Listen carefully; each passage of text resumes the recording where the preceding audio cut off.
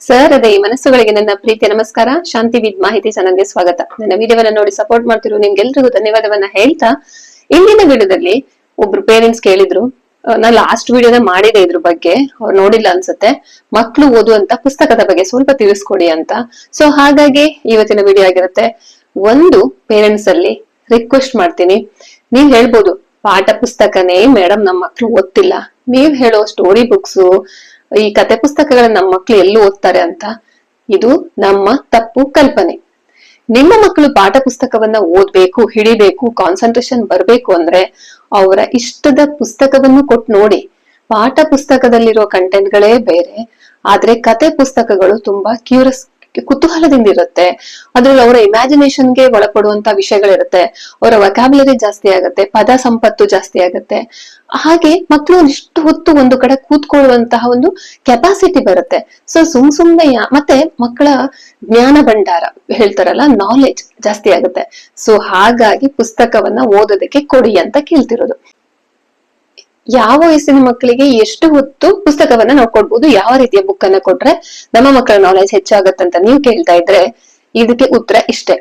ಮಕ್ಕಳಿಗೆ ಚಿಕ್ಕ ವಯಸ್ಸಲ್ಲಿ ಅಂದ್ರೆ ಈಗ 3-4 ಇಯರ್ಸ್ ಅಲ್ಲೆಲ್ಲ ಮಕ್ಕಳಿಗೆ ಪುಸ್ತಕ ಓದೋದಕ್ ಆಗೋದಿಲ್ಲ, ಅಲ್ಲಿನ ಅಕ್ಷರಗಳು ಅವರಿಗೆ ಗೊತ್ತಿರೋದಿಲ್ಲ, ನಾವು ಓದಕ್ಕಾಗಲ್ಲ. ಬಟ್ ನಾವು ಡೈಲಿ ನೈಟ್ ದಿನಕ್ಕೊಂದು ಕತೆ ಅಂತ ಸಿಕ್ಕಾಪಟ್ಟೆ ಕತೆ ಪುಸ್ತಕಗಳು ಸಿಗುತ್ತೆ. ಇವಾಗಂತೂ ಮೊಬೈಲ್ ಅಲ್ಲಿ ಸರ್ಚ್ ಮಾಡಿದ್ರೆ ನಿಮ್ಗೆ ಸಾವಿರಾರು ಕತೆಗಳು ಸಿಗುತ್ತೆ. ದಿನಕ್ಕೊಂದ್ರಂತೆ ಒಂದ್ 15 ಮಿನಿಟ್ಸ್ ಒಳ್ಳೊಳ್ಳೆ ಕತೆಗಳನ್ನ, ಅಂದ್ರೆ ಸಾಹಸ ಕತೆಗಳನ್ನ, ಪಕ್ಷಿ ಪ್ರಾಣಿಗಳಿಗೆ ಸಂಬಂಧಪಟ್ಟ ಕತೆಗಳನ್ನ, ಅದರಿಂದ ಮಕ್ಕಳಿಗೆ ಹೇಳಲ್ಲ ತುಂಬಾ ನಾಲೆಜ್ ಜಾಸ್ತಿ ಆಗತ್ತೆ. ಚಿಕ್ಕ ವಯಸ್ಸಿನಲ್ಲಿ ಮಕ್ಕಳಿಗೆ ನೀವೇ ದಿನಕ್ಕೊಂದು ಕತೆನ ಓದಿ ಹೇಳೋದನ್ನ ರೂಢಿ ಮಾಡಿ, ಆಮೇಲೆ ಮಕ್ಕಳು ಕ್ರಮೇಣ ಏನ್ ಮಾಡ್ತಾರೆ, ಅವರೇ ಓದೋದನ್ನ ರೂಢಿ ಮಾಡ್ಕೊಂತಾರೆ. ಓಕೆನಾ? ಆಮೇಲೆ ಕೇಳ್ತಾರೆ, ಕ್ವಶನ್ ಮಾಡ್ತಾರೆ, ಅದ್ಯಾಕಾಗಾಯ್ತು, ಇದ್ಯಾಕೆ ಹೀಗಾಯ್ತು, ಕುತೂಹಲ ಮೂಡುತ್ತೆ. ಮತ್ತೆ ಅವರಿಗೆ ಮಾತಾಡುವ ಒಂದು ಸ್ಪಷ್ಟ ಪರಿಚಯ ಆಗತ್ತೆ, ಅಕ್ಷರಗಳ ಪರಿಚಯ, ಸ್ಪಷ್ಟತೆ, ಕೇಳುವುದನ್ನ ಕೂತ್ಕೊಂಡು ಕೇಳಿಸ್ಕೋಬೇಕು ಅನ್ನೋದು ಗೊತ್ತಾಗತ್ತೆ. ಇದ್ರಿಂದ ಏನ್ ಹೆಲ್ಪ್ ಆಗತ್ತೆ ಅಂತ ನೀವು ಕೇಳಿದ್ರೆ, ಸ್ಕೂಲ್ ಹೋದ ತಕ್ಷಣ ಅವ್ರಿಗೆ ಒಂದು ಕಡೆ ಕೂತ್ಕೊಂಡು ಪಾಠ ಕೇಳೋದು ಕೂಡ ಅಷ್ಟೇ ಈಸಿ ಆಗತ್ತೆ. ಇಷ್ಟೆಲ್ಲ ಬೆನಿಫಿಟ್ ಇರುವಾಗ ದಿನಕ್ಕೊಂದು ಕತೆನ ನೀವು ಹೇಳ್ಬೋದಲ್ವಾ? ಚಿಕ್ಕ ಮಕ್ಳಂತಲ್ಲ, ಸ್ವಲ್ಪ ದೊಡ್ಡ ಮಕ್ಳಿಗೂ ಹೇಳೋದನ್ನ ಅಭ್ಯಾಸ ಮಾಡಿಸಿ. ಮೊದ್ಲು ನೀವು ಕತೆನ ಕ್ಯೂರಿಯಾಸಿಟಿಯಿಂದ ಹೇಳ್ಬೇಕು. ಫಾರ್ ಎಕ್ಸಾಂಪಲ್, ನಾನು ನೆಕ್ಸ್ಟ್ ಒಂದು ಹೇಳ್ತೀನಿ. ಒಂದು ಕತೆನ ಹೇಳುವಾಗ ಹಾವ ಭಾವ, ಶಬ್ದಗಳ ಏರಿಳಿತ, ನಿಮ್ಮ ವಾಯ್ಸ್ ಟೋನ್ ಇದೆಯಲ್ಲ ಅದೆಲ್ಲ ಚೇಂಜ್ ಮಾಡಿ ಸ್ವಲ್ಪ ಹೇಳ್ದಾಗ ಮಕ್ಳಿಗೆ ಕ್ಯೂರಿಯಾಸಿಟಿ ಹೆಚ್ಚಾಗತ್ತೆ. ಅವಾಗ ಕುತ್ಕೊಂಡು ಹೀಗೇ ನೋಡ್ತಿರ್ತಾರೆ. ಆಯ್ತಾ? ಇದಾಯ್ತು, ನಾವು ಕತೆ ಹೇಳೋದಾಯ್ತು. ಈಗ ಮಕ್ಳಿಗೆ ಓದೋದಕ್ ಬರುತ್ತೆ. ಈಗ 1ನೇ ಕ್ಲಾಸ್ 2ನೇ ಕ್ಲಾಸ್ ಮಕ್ಳಿಗೆ ಸಣ್ಣ ಸಣ್ಣ ಅಕ್ಷರಗಳನ್ನ ಕೂಡಿಸಿ ಓದೋದಕ್ ಬರುತ್ತೆ. ಅಂತ ಮಕ್ಳಿಗೆ ಅವ್ರನ್ನ ಬುಕ್ಸ್ ಅಂಗಡಿಗೆ ಕರ್ಕೊಂಡೋಗಿ, ಈಗ ಒಂದು ಎಕ್ಸಾಂಪಲ್ ಸ್ವಪ್ನ ಬುಕ್ಸ್ ಹೌಸ್ ಇರ್ಬೋದು, ಯಾವ್ದಾದ್ರು ಬುಕ್ಸ್ ಅಂಗಡಿ ಕರ್ಕೊಂಡು ಹೋದಾಗ ಅವ್ರ ಪಿಕ್ ಮಾಡ್ತಾರೆ. ಆ ಚಿತ್ರಗಳು ನೋಡಿನೋ ಅವ್ರಿಗೆ ಇಂಟ್ರೆಸ್ಟ್ ಇರುತ್ತೆ, ಅವ್ರು ನೋಡಿ ಯಾವ ರೀತಿಯ ಬುಕ್ ಅನ್ನು ಸೆಲೆಕ್ಟ್ ಅವ್ರು ಮಾಡ್ಕೊಂತಾರೆ ಅನ್ನೋದು ನೋಡಿ ಆ ರೀತಿಯ ಬುಕ್ ಅನ್ನು ತೆಗೆಸ್ಕೊಟ್ಟು ಅವರಿಗೆ ಮೊದಲು ನೀವು ಹೆಲ್ಪ್ ಮಾಡಿ, ಹೇಗ್ ಪುಸ್ತಕ ಓದ್ಬೇಕು, ಹೇಗ್ ಅರ್ಥ ಮಾಡ್ಕೋಬೇಕು ಅನ್ನೋದನ್ನ ನಿಧಾನಕ್ಕೆ ಹೇಳಿ, ಆಮೇಲೆ ಅವರೇ ಓದ್ತಾರೆ. ಆಯ್ತಾ? ಇದ್ರಲ್ಲಿ ನಾನು ಈ ಬುಕ್ಕೇ ಓದಿ ಅಂತ ಹೇಳೋದಕ್ಕಾಗೋದಿಲ್ಲ. ಕನ್ನಡದಲ್ಲಿ ಪಂಚತಂತ್ರ ಬುಕ್ಗಳಿದೆ, ಆಮೇಲೆ ಚಿಕ್ಕ ಮಕ್ಳಿಗೆ ಗ್ರ್ಯಾಂಡ್ ಫಾ ಸ್ಟೋರೀಸ್ ಅಂತ ಬರುತ್ತೆ, ತುಂಬಾ ಚೆನ್ನಾಗಿರುತ್ತೆ. ಅಂತ ಬುಕ್ಗಳನ್ನ ಕೊಡಿ, ಕನ್ನಡ ಅಂಡ್ ಇಂಗ್ಲಿಷ್ ಅಥವಾ ನಿಮ್ಮ ಮದರ್ ಟಂಗ್ ಯಾವ್ದಾದ್ರು ಇರ್ಬೋದು. ಬುಕ್ಸ್ ಈಗ್ಲೂ ಕೂಡ ಬರಿತಾ ಇದ್ದಾರೆ. ನಾನಂತೂ ನನ್ ಮಗಳಿಗೆ ಬುಕ್ಸ್ ತುಂಬಾ ಹೇಳ್ತಾರಲ್ಲ, ತಿಂಗಳಿಗೆ ಒಂದೊಂದು ಬುಕ್ ಅಂದ್ರೂ ಇಲ್ಲ, 6 ತಿಂಗಳಿಗೆ 2 ಬುಕ್ ಅಂದ್ರೂ ತುಂಬಾ ಮನೇಲಿ ಬುಕ್ ಕಲೆಕ್ಷನ್ ಆಗತ್ತೆ. ದುಡ್ಡನ್ನ ಬುಕ್ಸಿಗೂ ಹಾಕಿ. ನಾನ್ ಹೇಳಿದ್ನಲ್ವ ಮೊದ್ಲೇ, ಒಂದೊಂದು ಮಕ್ಕಳ ಅಭಿರುಚಿ ಒಂದೊಂದು ರೀತಿ ಇರುತ್ತೆ. ನಿಮ್ಮ ಮಕ್ಕಳ ಇಂಟ್ರೆಸ್ಟ್ ಯಾವ್ದು ಅಂತ ತಿಳ್ಕೊಬೇಕು ಅಂದ್ರೆ ನೀವು ಬುಕ್ ಅಂಗಡಿಗೆ ಕರ್ಕೊಂಡು ಹೋಗಿ ಅವ್ರನ್ನ ನಿಲ್ಲಿಸ್ಬೇಕು. ಅವರೇ ಸೆಲೆಕ್ಟ್ ಮಾಡ್ಕೊಂತಾರೆ. ಆದ್ರೆ ಅವ್ರು ಸೆಲೆಕ್ಟ್ ಮಾಡ್ಕೊಂಡ್ ಬುಕ್ ತುಂಬಾ ಓದುವಂತದ್ದಲ್ಲ, ಮಕ್ಕಳು ಅವರ ಏಜಿಗೆ ಸಂಬಂಧಪಟ್ಟಿದ್ದಲ್ಲ ಅಂತಂದ್ರೆ ನೀವು ಹೇಳ್ಬೇಕು. ಅದ್ರಲ್ಲಿ ಏಜ್ ಬರೀತಾರೆ, ಈ ವಯಸ್ಸಿನಿಂದ ಈ ವಯಸ್ಸಿನ ಮಕ್ಕಳು ಈ ಬುಕ್ ಅನ್ನ ಓದ್ಬಹುದು ಅಂತ. ನೀವೇ ಪಿಕ್ ಮಾಡ್ಕೊಡಿ. ನಾನು ತುಂಬಾ ಹೋಗ್ತಾ ಇರ್ತೀನಿ ಸ್ವಪ್ನ ಬುಕ್ ಹೌಸ್ಗೆ. ಅವಾಗ ಹೋದಾಗ ತುಂಬಾ ಜನ ಪೇರೆಂಟ್ಸ್ ಬಂದಿರ್ತಾರೆ ಮಕ್ಕಳಿಗೆ ಬುಕ್ಸ್ ಅನ್ನ ತಗೊಳೋದಕ್ಕೆ. ನಾವು ಮಕ್ಕಳಿಗೆ ಬಟ್ಟೆ, ತಿನ್ನೋದಕ್ಕೆ, ಹಾಗೆ ಅವರ ಬೇಡಿಕೆಗಳನ್ನ ಬರೀ ಪೂರೈಸೋದಲ್ಲ, ಆಟದ ಸಾಮಾನುಗಳನ್ನ ಕೊಟ್ಟು, ಬಟ್ ಬುಕ್ಕು ಕೂಡ ಇವಾಗ ನಾವು ಅವ್ರ ಕೈಗೆ ಇಡ್ತಾ ಬಂದ್ರೆ ನೆಕ್ಸ್ಟ್ ಪಾಠ ಪುಸ್ತಕವನ್ನು ಕೂಡ ಅವ್ರು ಹಿಡಿದು ಓದುವಂತದ್ದಾಗತ್ತೆ. ಇದು ಯಾವ ಪೇರೆಂಟ್ಸ್ಗೂ ಕೆಲವ್ರು ಇಷ್ಟ ಆಗಲ್ಲ, ಇವೆಲ್ಲ ಸ್ಕಿಪ್ ಮಾಡ್ಬಿಡ್ತಾರೆ. ಅಯ್ಯೋ ಹೋಗಿ ಮೇಡಮ್ ನಮ್ಮ ಮಕ್ಳು ಪಾಠ ಪುಸ್ತಕನೇ ಓದಲ್ಲ ಅಂತ ಕಂಪ್ಲೇಂಟ್ ಮಾಡ್ತಾರೆ. ಬಿಟ್ರೆ ಯಾಕೆ ಪಾಠ ಪುಸ್ತಕ ಓದಲ್ಲ ಅಂತ ಅವ್ರು ತಿಳ್ಕೊಳ್ಳೋದೇ ಇಲ್ಲ. ನಾನು ನನ್ನ ಮಗಳ ವಿಷಯದಲ್ಲಿ ಮಾಡಿರೋದು ಅಂತ ಹೇಳ್ತೀನಿ. ನನಗೆ ಪುಸ್ತಕ ಅಂದ್ರೆ ಉಸಿರು ಅಂತಾರಲ್ಲ, ಅಷ್ಟು ಇಷ್ಟ. ನನ್ಗೆ ಒಂದಿನ ಊಟ ಕೊಟ್ಟಿಲ್ಲ ಅಂದ್ರೆ ನಾನು ಏನು ಬೇಜಾರ್ ಮಾಡ್ಕೊಳಲ್ಲ. ಬಟ್ ನನ್ಗೆ ಡೈಲಿ ಇಷ್ಟು ಹೊತ್ತು ಓದಿಲ್ಲ ಅಂದ್ರೆ ಏನನ್ನೂ ಕಳೆದುಕೊಂಡು ಫೀಲ್ ಆಗುತ್ತೆ. ಇವತ್ತೇನು ನಾನು ನಾಲೆಜ್ ಪಡ್ಕೊಂಡಿಲ್ಲ ಅಂತ ಆಗತ್ತೆ. ನನ್ನ ಫ್ರೆಂಡ್ ಬುಕ್ಸ್ ಅನ್ನ ಮಿಸ್ ಮಾಡ್ಕೊಂಡೆ ಅನ್ಸುತ್ತೆ.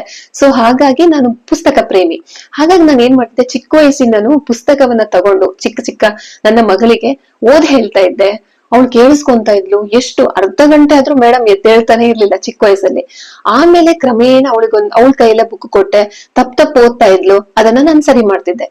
ಆಮೇಲೆ ಈಗ ನಿಮ್ಗೆ ನಾನು ನನ್ನ ಮಗಳ ಬುಕ್ ಲಿಸ್ಟ್ ಅನ್ನು ತೋರಿಸ್ತೀನಿ. ನಾನು ಆಲ್ರೆಡಿ ಹಳೇದು ಒಂದು ವಿಡಿಯೋ ಮಾಡಿದ್ದೆ.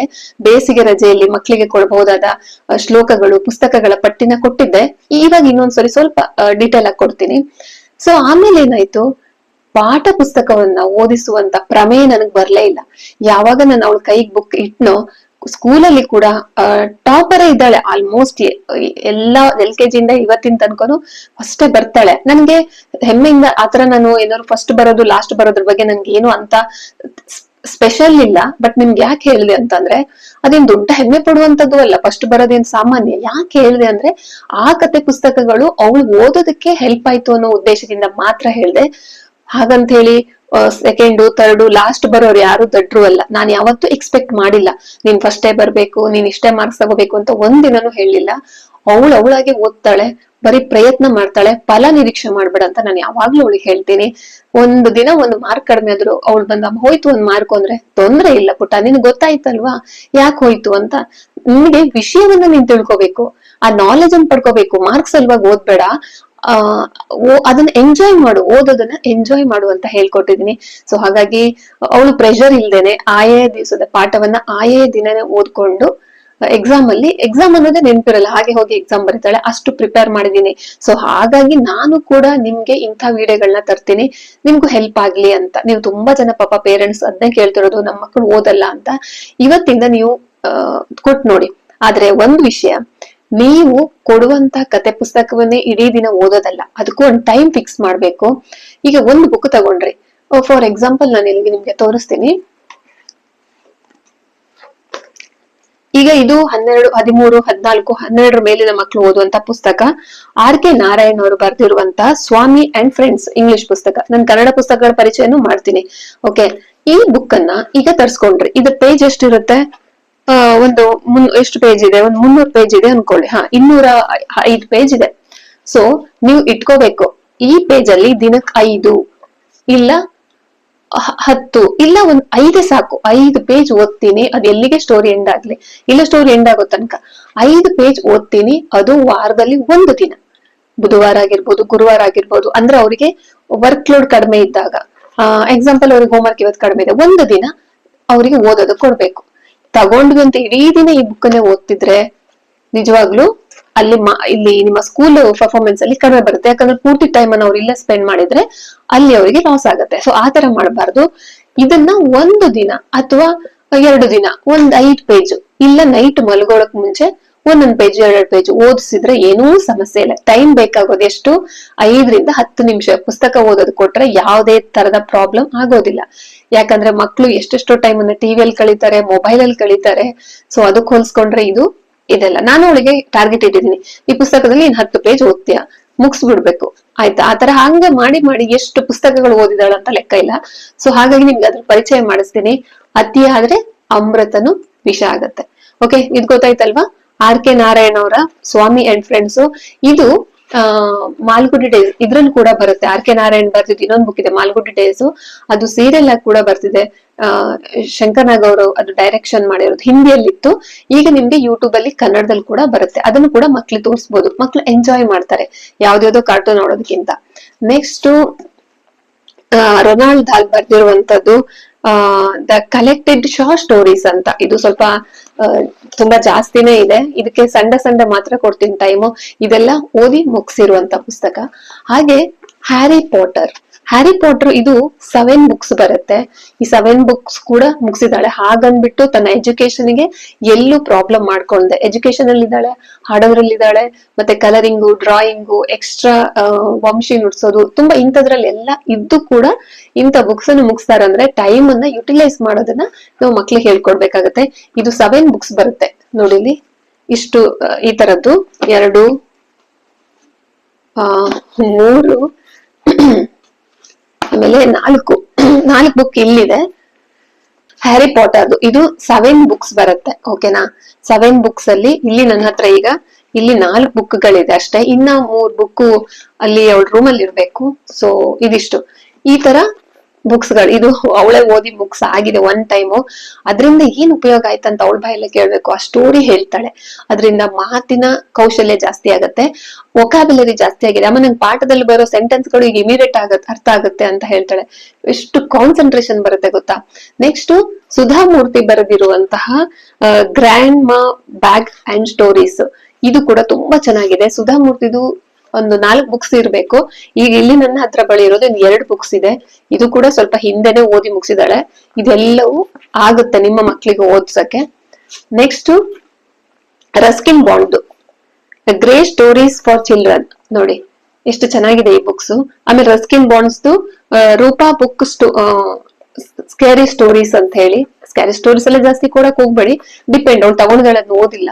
ಮತ್ತೆ ಇನ್ನ ಸ್ವಲ್ಪ ಚಿಕ್ಕ ಮಕ್ಳಿದ್ರೆ ಈ ತರ ಬುಕ್ಸ್, ಇದು ಅವಳು ಸಣ್ಣ ವಯಸ್ಸಲ್ಲಿ 6ನೇ ವಯಸ್ಸಲ್ಲೋ 7ನೇ ವಯಸ್ಸಲ್ಲೋ ಈ ತರ ಚಿತ್ರಗಳಿರುತ್ತಲ್ವಾ, ಈ ತರ ಬುಕ್ಸ್ ಅನ್ನು ಕೊಡಿದ್ದಾರೆ. ಜಂಗಲ್ ಬುಕ್ ಅಂತ ಹೇಳಿ ಅವರ ಕಲ್ಪನೆಗೆ ಹೊರಡ್ತಾರೆ ಅವರು. ಬರೀ ಅಷ್ಟೇ ಅಲ್ದೇನೆ ಬರೀ ಆಥರ್, ಫಾರಿನ್ ಆಥರ್ ಬರ್ದಿರೋ ಬುಕ್ಸ್ ಮಾತ್ರ ಅಲ್ಲದೆ ನಮ್ಮ ಸಂಸ್ಕೃತಿ ನಮ್ಮ ಕಲ್ಚರ್ ನ ಉಳಿಸುವಂತಹ ನೋಡಿ ರಾಮಾಯಣದ ಬುಕ್ಸ್, ಇದು ಕೂಡ ಪಿಕ್ಚರ್ ಸಮೇತ ಇರುತ್ತೆ. ಸೊ ಈ ಬುಕ್ಕಿಗೆಲ್ಲ ದುಡ್ಡು ಹಾಕಿ, ನಿಮ್ಗೆ ಯಾವುದೇ ಲಾಸ್ ಇಲ್ಲ. ನೀವು ಓದಿದ್ಮೇಲೆ ನಿಮ್ಮ ಅಕ್ಕಪಕ್ಕದ ಮಕ್ಕಳ ಮನೆಗೆ ಕೊಡಿ, ಆಮೇಲೆ ನಿಮ್ಮ ಕಸಿನ್ಸ್ ಮಕ್ಳು ಯಾರು ಇದ್ರು ಕೊಡಿ. ಅವ್ರು ತಗೊಂಡ ಬುಕ್ ಅನ್ನ ನೀವು ಕೂಡ ಓದಿ. ನಿಮ್ಮ ಮಕ್ಳು ಯಾಕೆ ಪಾಠ ಓದಲ್ಲ ಅಂತ ನೋಡಿ, ಎಷ್ಟು ತುಂಬಾ ಚೆನ್ನಾಗಿದೆ. ಇದರಲ್ಲಿ ಚಿತ್ರಗಳು ಸಮೇತ ಇದೆ. ಓಕೆ, ನೆಕ್ಸ್ಟ್ ಹನುಮಾನ್ ಬುಕ್ಸ್, ಅವರ ಶಕ್ತಿಯ ಪ್ರದರ್ಶನದ ಇದು ಚಿತ್ರ ಸಮೇತ ಇದೆ ನೋಡಿ. ಇದೆಲ್ಲವೂ ಬುಕ್ಸ್ ಗಳಾಯ್ತು. ಓಕೆ, ಇದಿಷ್ಟು ನಿಮ್ಗೆ ಇಂಗ್ಲಿಷ್ ಪುಸ್ತಕಗಳ ಪರಿಚಯ ಆಯ್ತು. ನೀವು ಕೇಳ್ಬೋದು ಕನ್ನಡ ಪುಸ್ತಕ ಏನು ನೀವು ಓದ್ಸಲ್ವಂತ. ಖಂಡಿತ ಇಂಗ್ಲಿಷ್ ಓದಿದಷ್ಟು ಸುಲಭವಾಗಿ ಸರಳವಾಗಿ ಇಂದಿನ ಮಕ್ಕಳು ಕನ್ನಡವನ್ನ ಓದಕ್ಕಾಗ್ತಿಲ್ಲ. ಯಾಕಂದ್ರೆ ಅವರು LKG UKG ಇಂದಾನೆ ಜಾಸ್ತಿ ಇಂಗ್ಲಿಷ್ ಅಲ್ಲೇ ಎಲ್ಲವೂ ನಡೆಯೋದ್ರಿಂದಾಗಿ ಸ್ವಲ್ಪ ಕನ್ನಡದಲ್ಲಿ ಓದೋದಕ್ಕೆ ಎಲ್ಲ ಮಕ್ಕಳು ಸ್ವಲ್ಪ ಕಷ್ಟ ಪಡ್ತಾರೆ. ಒತ್ತಕ್ಷರ ಇದೆ, ದೀರ್ಘ ಇದೆ, ಹಾಗಾಗಿ ಸ್ವಲ್ಪ ಕಷ್ಟ ಪಡ್ತಾರೆ. ಇದ್ರಷ್ಟು ಸ್ಪೀಡ್ ಆಗಿ ಓದೋದಕ್ಕೆ ಅವರಿಗೆ ಆಗ್ತಾ ಇರಲ್ಲ. ಆದ್ರೆ ನಾನು ಚಿಕ್ಕ ವಯಸ್ಸಿಂದ ಒಂದಿಷ್ಟು ಪಂಚತಂತ್ರ ಕಥೆಗಳು, ಜಾತಕ ಕಥೆಗಳು, ಅದನ್ನೆಲ್ಲ ಸ್ಟೋರಿನ ಫಸ್ಟಿಂದನೇ ಹೇಳ್ಕೊಂಡ್ ಬಂದಿದ್ದೀನಿ. ಈಗ ಕೂಡ ನಾನು ಈಗ ಓದೋದಕ್ಕೆ ಬರೆಯೋದಕ್ಕೆ ಚೆನ್ನಾಗಿ ಕನ್ನಡವನ್ನ ಸ್ಪಷ್ಟವಾಗಿ ಮಾತಾಡೋದಕ್ಕಾಗ್ಲಿ ಬರೆಯೋದಕ್ಕಾಗ್ಲಿ ಓದಕ್ಕಾಗಿ ಬರುತ್ತೆ. ಈಗ ತರ್ಕೊಂತಾ ಇದ್ದೀನಿ ಒಂದಿಷ್ಟು ಪುಸ್ತಕಗಳು, ಅಂದ್ರೆ ಹೈ ಲೆವೆಲ್ ಪುಸ್ತಕಗಳು. ಸೊ ಹಾಗಾಗಿ ಇನ್ನಿರೋ ಪುಸ್ತಕಗಳನ್ನೆಲ್ಲ ನಾನು ಊರಲ್ಲಿ ಅಲ್ಲಿ ಕನ್ನಡ ಮೀಡಿಯಂ ಓದುವಂತಹ ಮಕ್ಕಳು ತುಂಬಾ ಜನ ಇದ್ದಾರೆ, ಅವ್ರಿಗೆ ಹಂಚಿದೀನಿ. ಸೊ ಈಗ ನಾನು ನಿಮ್ ಜೊತೆಗೆ ತರ್ಸ್ಕೋಬೇಕಾದಂತ ಪುಸ್ತಕಗಳು ಅನುಪಮಾ ನಿರಂಜನ್ ಅವರ ದಿನಕ್ಕೊಂದು ಕತೆ. ದಿನಕ್ಕೊಂದು ಕಥೆನ ನಾವು ಹೇಳ್ಬೋದು, ಅನುಪಮ ನಿರಂಜನ್ ಬರ್ದಿರೋದು. ಮತ್ತೆ ನಾವು ನೋಡಕ್ ಹೋದ್ರೆ ತಗೋಬೇಕು ಅಂದ್ರೆ ಶಿವರಾಮ್ ಕಾರಂತರ ಮಕ್ಕಳ ಬಗ್ಗೆ ಬರ್ದಿದ್ದಾರೆ, ಕುವೆಂಪುರವ್ರು ಬರ್ದಿದ್ದಾರೆ, ಹಾಗೆ ರಾಜರತ್ನಮು, ದಿನಕರ ದೇಸಾಯಿ, ನಮ್ಮ ಪಂಜೆ ಮಂಗೇಶ್ವರಯ್ಯರು, ಇವರೆಲ್ಲರೂ ಕೂಡ ಮಕ್ಕಳಿಗೋಸ್ಕರನೇ ಕತೆ ಪುಸ್ತಕವನ್ನ ಬರ್ದಿದ್ದಾರೆ ಕನ್ನಡದಲ್ಲಿ. ಸೊ ಇದನ್ನ ನಾನು ಖಂಡಿತ ನೆಕ್ಸ್ಟ್ ವಿಡಿಯೋದಲ್ಲಿ ತೋರಿಸ್ತೀನಿ. ನಾನು ತಗೊಂಡು ಅವಳೇ ಓದ್ಬೇಕು, ಇನ್ ನಾನು ಹೇಳುವಂತ ಪ್ರಸಂಗ ಇಲ್ಲ, ಅವಳೇ ಓದುತ್ತಾಳೆ. ಈಗ ಚೆನ್ನಾಗಿ ಕನ್ನಡ ಬರೋದ್ರಿಂದಾಗಿ ಸಮಸ್ಯೆ ಇಲ್ಲ, ನೀವು ಕೂಡ ತಗೊಳ್ಳಿ.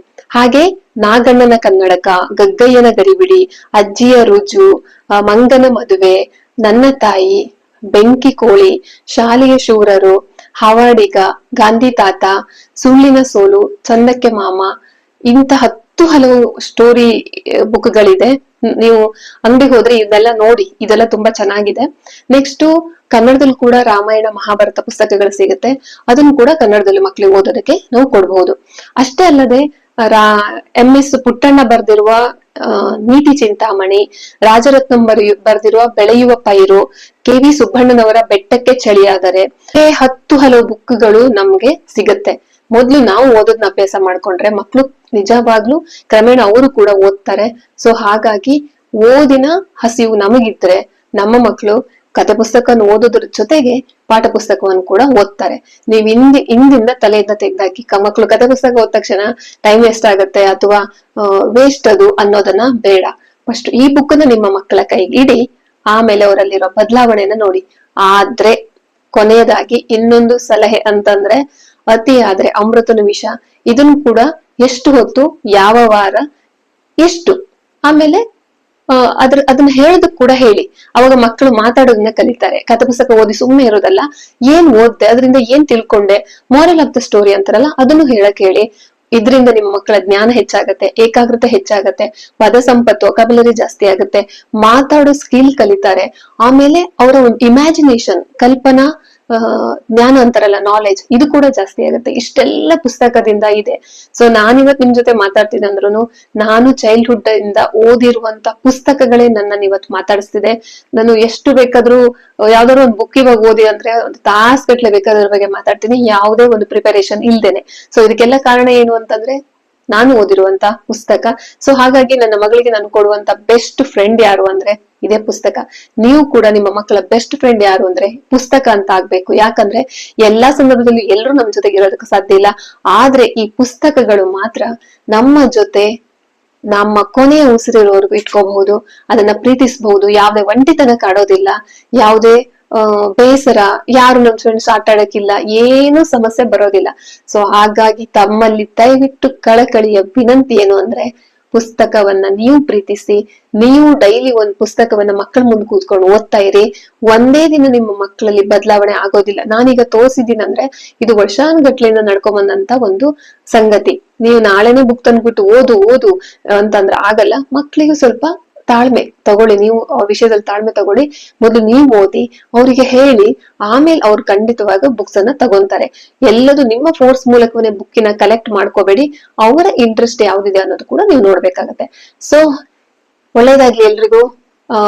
ಮತ್ತೆ ಇನ್ನೇನಾದ್ರು ಇದ್ರ ಸಂಬಂಧಪಟ್ಟಂತ ನಿಮ್ಗೆ ಏನಾದ್ರು ಡೌಟ್ ಇದ್ರೆ ಖಂಡಿತ ಮೆಸೇಜ್ ಕಮೆಂಟ್ ಮಾಡಿ ಅಂತ ಹೇಳ್ತಾ, ಇಷ್ಟೊತ್ತು ನನ್ನ ವಿಡಿಯೋವನ್ನ ನೋಡಿದಂತ ನಿಮ್ಮೆಲ್ರಿಗೂ ಧನ್ಯವಾದಗಳು. ಮತ್ತೆ ಮುಂದಿನ ವಿಡಿಯೋದಲ್ಲಿ ಸಿಗೋಣ ಅಂತ ಹೇಳ್ತಾ ನಮಸ್ಕಾರ.